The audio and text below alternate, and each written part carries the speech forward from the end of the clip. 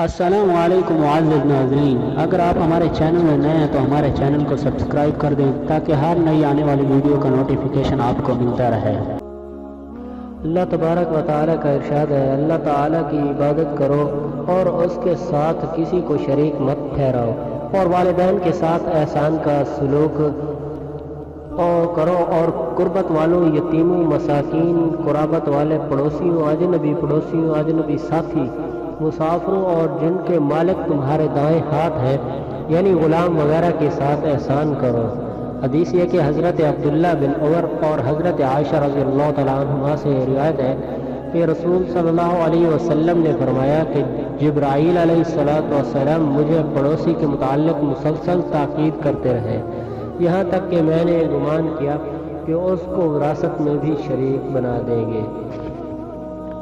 دوسری حدیث یہ کہ حضرت ابو ذر رضی اللہ تعالیٰ عنہ سے روایت ہے کہ رسول صلی اللہ علیہ وسلم نے ارشاد فرمایا، اے ابو ذر،